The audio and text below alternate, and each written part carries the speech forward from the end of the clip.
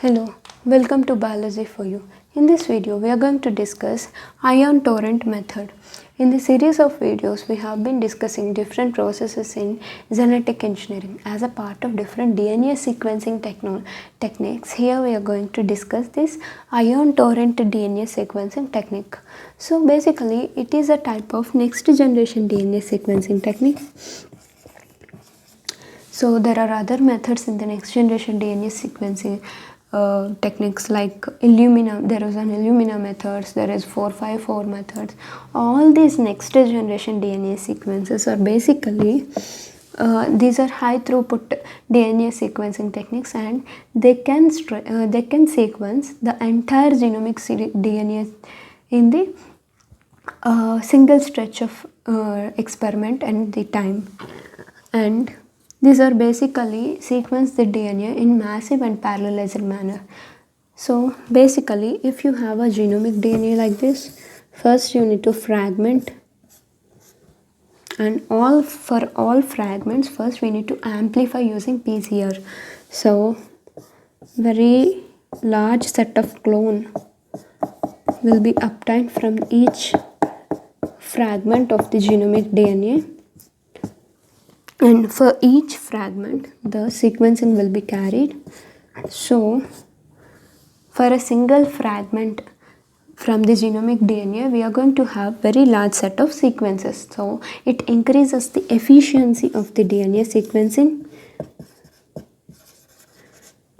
and also as single fragment is being amplified and sequenced, all other fragments will also be sequenced in the same time. So it reduces the time consumed for the DNA sequencing. So it is cost effective as well.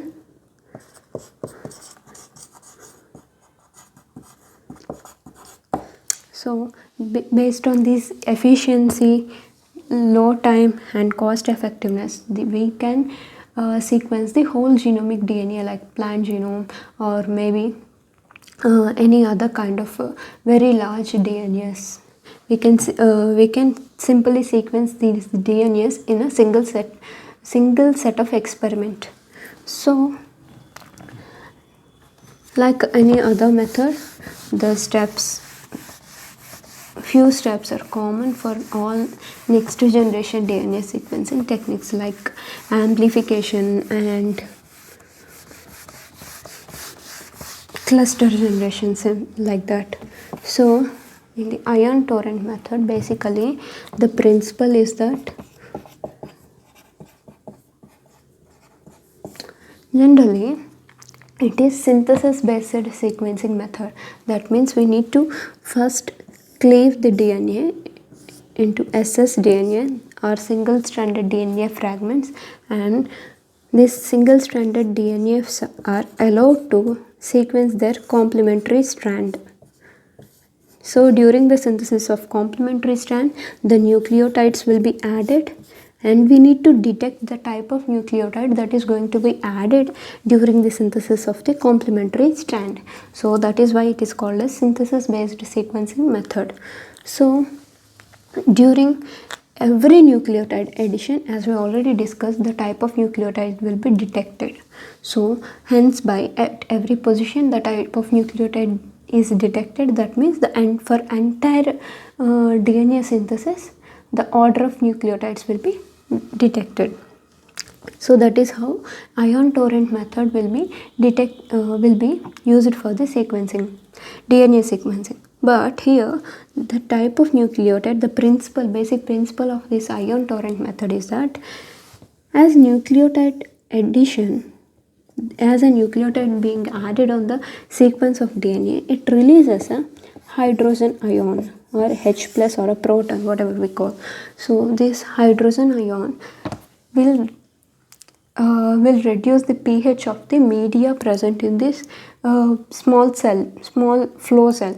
So based on the pH change, there will be a semiconductor which is fitted to this small micro well present on the flow cell, and the pH change will be converted into electrical signal, and electrical signal will be converted into the color code, and the color code will be detected.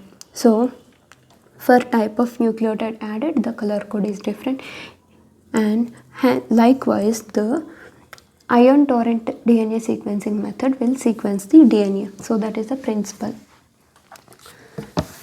Coming to the process of ion torrent method, detailed process. First, like any other next generation sequencing, first we need to go for library preparation. That means this is the first step. During the library preparation, we are going to have the fragmentation followed by adaptation of adapters, ligation of adapters, and in the second step, cluster generation. So this cluster generation is nothing but the PCR amplification, and followed by the third step is DNA sequencing. So basically in the first step, that is library preparation, the entire genomic DNA or maybe a very large fragment of DNA is taken and that will be cleaved. So this is a double stranded DNA that is taken from the taken for the sequencing. We need to cleave this double stranded DNA into small processable fragments. So similar to some 400 base pairs length, the DNA will be cleaved, and next adapters will be added. This in the second step, adapters will be added. Here two kinds of adapters are being added, 5' adapter and 3' adapter. These adapters are nothing but the oligonucleotide sequences, small oligonucleotide sequences with known sequence. So that kind of adapters are added towards the 5' and 3' end. So that is what the library preparation is, fragmentation followed by adapter ligation. So during the cluster generation or the second step, here these adapter ligated small fragments are generally are used for the PCR amplification. So here generally, even in the first step only, these adapter ligated DNAs are denatured using some alkaline treatment or similar to that. So towards the end of this first library preparation step, the single stranded DNAs with adapter ligated at 5' and 3' and 5' and 3' and are obtained, and these single stranded DNA fragments are allowed to amplify in the PCR. Here the PCR is not simple PCR, but here we are going to use something called emulsion PCR. The PCR method that we got adopted in this ion torrent method is nothing but emulsion. So emulsion PCR is nothing but the PCR method in which the PCR essentials will be loaded onto the nano drops. So these small drops of water and oil immersion, mineral oil and water combination. So these are nano or maybe micro reactors. We can simply call as micro reactors. So in this small very small drop of water and oil emulsion, all PCR essentials will be obtained, and the single stranded DNAs will be loaded onto the beads, and that will be introduced into the small possible micro reactors which have the PCR essentials. So inside this micro reactor, or a drop of water and oil emulsion, the beads will be loaded with the single-stranded DNA fragments that are obtained in the previous step. So these kind of single-stranded DNAs will be loaded onto the beads that are present inside these micro droplets. So these single-stranded DNAs need to be amplified. So up to 1 million copies of such single-stranded DNAs will be obtained towards the end of process of amplification followed by denaturation in the emulsion PCR. So basically the use of this emulsion PCR, the benefit of using this emulsion PCR is that it increases the reaction space for the amplification of the DNA. So up to 1 million such copies can be obtained from these microreactors. So that is how the cluster generation is formed. That means from a small fragment, one single small fragment obtained from the genomic DNA, we are going to have 1 million of such copies or less than that inside these microreactors. So during the third step towards this DNA sequencing step, these microreactors which are having single-stranded DNAs loaded on the attached on the bead will be these kind of micro droplets will be loaded onto the flow cell. So this flow cell is basically made up of the small wells, these micro wells. Basically these micro wells are having very small space. These can which can adopt only one such microreactor. So one such droplet can be accommodated by the micro wells present on the flow cell.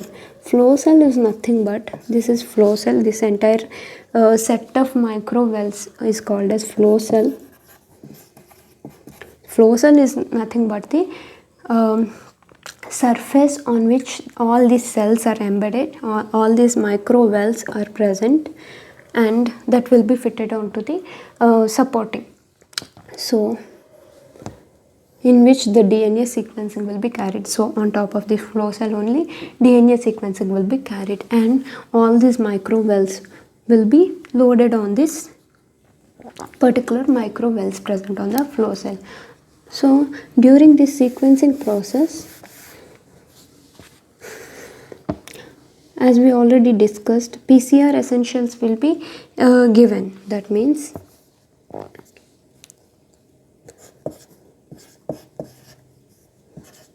all PCR essentials will be given to all microwells except DNTPs.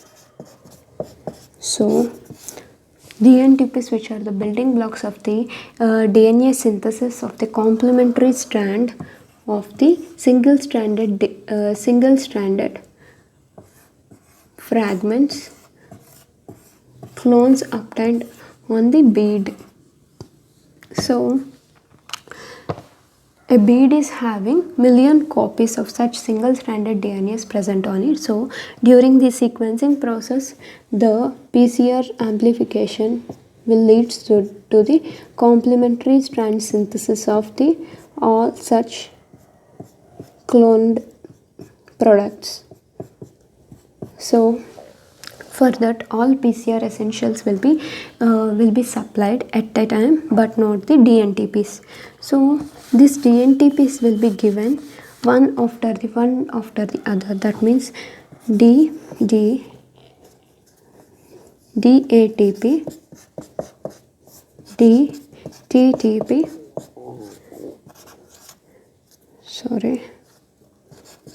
DGTP, DCTP. These four kinds of DNTPs will be loaded one after the other in a wave fashion. That means if DATP is being added to the flow cell, So we'll take a pass and we'll go for the like wherever the DATP is added on the different fragments. So we'll check for that, and again we'll wash the entire flow cell. So the unbound DATPs will be washed away, followed by the second type of DNTPs will be added, that is DTTP, followed by washing step, followed by the third type of DNTP, and followed by fourth type of DNTP. So in a wave fashion, these DNTPs will be added onto the flow cell. So these flow cells are loaded with this kind of beads, bead made up of millions of copies of these kind of single stranded DNAs that are going to be synthesized for their complementary strands. So if there is a addition of the type of nucleotide that is going to be added in the in that time period of time, then it produces signal. If there is no place for the type of nucleotide that is added at that time, at that point of time, then it will not produce the signal. That means for few cells present on the few microvels present on the flow cell will produce signals which have the type of nucleotide, that type of nucleotide, and which microvels will not produce signal in which the type of nucleotide is not present in their sequence, DNA sequence. So like that we are going to have the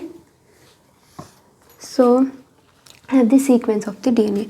So let us consider, if DATP is added, it produces signal, second well produce signal, third well, leaving third well, again fourth well produced a signal. That means these two wells are having the fragments in them in which the DNA synthesis is having the type of nucleotide. That means at that position of nucleotide there is a same type of nucleotide, DATP. Let us consider. So here these two are having DATP at that specific positions, and remaining all wells are not having them, not having DATP at that specific position. So likewise the signal will be produced and that will be detected by the detector system. So like that, to until the end of addition of lost nucleotide in the every fragment, the reaction will be carried. The same type of reaction will be repeated. All four nucleotides will be added one after the other, and we'll go for detection of signal in which all are the wells which produce signal, and which all are the wells that are not producing signal, that will be detected by the detector system. But here again we need to learn one more point, how a signal will be produced based on the addition of the nucleotide. So let us consider it is a bead having a single stranded DNA that is going to be synthesized, and already two nucleotides are being added, and at the third position we are. So if you add a DATP, no signal produced. That means at the third nucleotide position there is no DATP. At the addition of DGTP, it produced a signal. That means the third nucleotide is G. So likewise the sequencing is carried, we already discussed that part. But how do the addition of nucleotide will produce signal? That means addition of nucleotide or DNTP, during the synthesis of DNA there is a release of H plus ion. So this H plus ion basically decreases the pH of the solution present in this small microvell present on the flow cell. So the media present in the microvell will be a bit changed, and these microvells are connected with the semiconductors. So these semiconductors will detect the very small change of the pH present in the media, so that will be converted into an electrical signal, and the photocell will catch this electrical signal and captures the, like, it convert into a color code, and that will be detected by the detector system. So detector system is having capacity to detect the color coding that is given by a photocell, which is connected to the semiconductor, and the semiconductor is connected to this well present on the flow cell.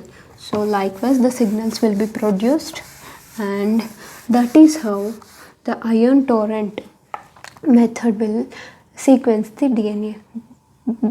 Basically this ion torrent method is very much efficient, and it is efficient than the other next generation DNA sequencing techniques. The read length is maybe small, like 400 to 700 base pairs only, but the sequencing will be very fast and very much efficient.